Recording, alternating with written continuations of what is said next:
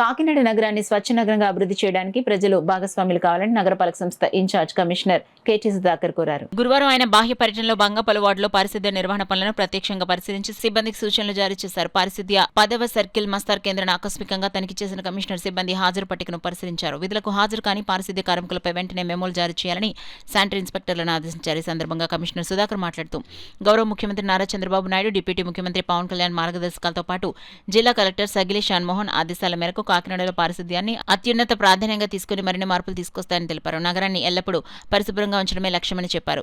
ఇంటి వద్దే తడి చెత్త, పొడి చెత్తను వేరు చేసి ఇవ్వాలని, విషయంపై ప్రజల్లో అవగాహన పెంచాలని సిబ్బందికి సూచించారు. చెత్తను వేరు చేయకుండా ఇస్తే కార్మికులు స్వీకరించరాదని స్పష్టం చేశారు. కొంతమంది డ్రైనేజీల్లో చెత్త వేయడం వల్ల అడ్డంకులు ఏర్పడి అదనపు శానిటేషన్ సిబ్బంది నియమించాల్సి వస్తుందన్నారు. ఇది రోడ్ల పరిశుభ్రత పనులు ఆలస్యానికి దారితీస్తుందని చెప్పారు. ఈ సమస్యలను నివారించేందుకు ప్రజలే బాధ్యతతో సహకరించాలని కోరారు. అనంతరం డైరీ ఫామ్ సెంటర్లో గల అన్న క్యాంటీన్ను పరిశీలించిన కమిషనర్ మెనూ ప్రకారం ఆహారం అందిస్తున్నారా లేదా అన్నదాన్ని పరిశీలించారు. అల్పాహారం చేస్తున్న ప్రజలతో మాట్లాడి రుచి, నాణ్యత, సేవలపై అభిప్రాయాలు, సూచనలు సేకరించారు. ఈ పర్యటనలో శానిటరీ ఇన్స్పెక్టర్లు రాజేంద్ర ప్రసాద్, సుదర్శన్, రాధాకృష్ణ మరియు పారిశుద్ధ్య సిబ్బంది పాల్గొన్నారు.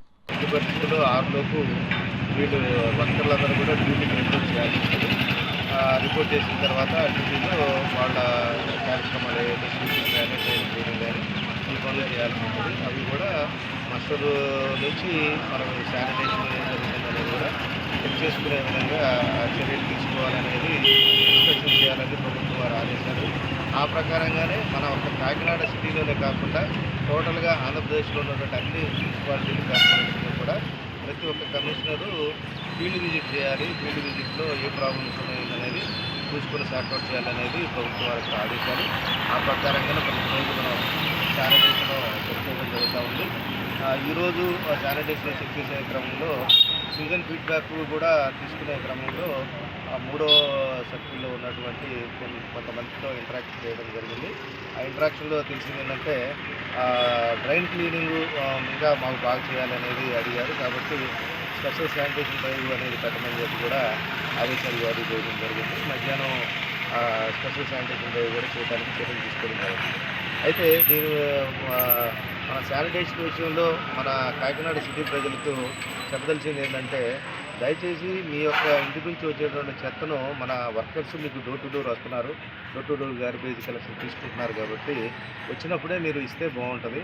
అలా కాకుండా మీరు ఈ చెత్తని ఒక కవర్లో, లగేజ్ కవర్లో ప్యాక్ చేసేసి దాన్ని డ్రైన్లో వేయడం కానీ, ఇప్పుడు మూడో సర్కిల్లో ఇన్స్పెక్షన్ చేసిన క్రమంలో అక్కడ తెలిసింది ఏంటంటే మూటలుగా కట్టి వేసినటువంటి డ్రైన్లు వేసినటువంటి చెత్త కానీ, లేకపోతే వాళ్ళ ఇంట్లో ఉన్నటువంటి మొక్కలు నరికేసేసి గ్రూమింగ్ కానీ ఇవన్నీ చేసుకున్నాయన్నీ కూడా ఆకులు ఇవన్నీ కూడా డ్రైన్లోనే వేస్తూ ఉన్నారు.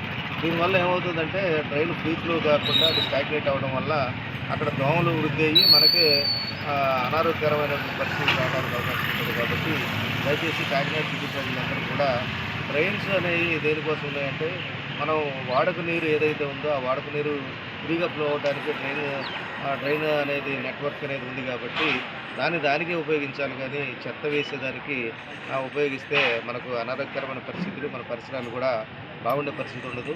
తర్వాత ఇప్పుడు మనం వర్కర్స్ని డ్రైన్ క్లీనింగు, తర్వాత స్వీపింగు, తర్వాత రోడ్లు శుభ్రపరచడానికి వీటికి పెట్టుకుంటాము. అలా వాళ్ళకి పనులు కేటాయించిన క్రమంలో డ్రైన్ క్లీనింగ్కు మనకి ఎక్కువ మందిని మనం పెట్టాల్సి వస్తుంది. ఎందుకంటే మీరు అంతా చెత్త అంతా తీసుకొచ్చి డ్రైన్లో వేస్తున్నారు కాబట్టి ఇది చాలా అసౌకర్యంగా ఉంటుంది.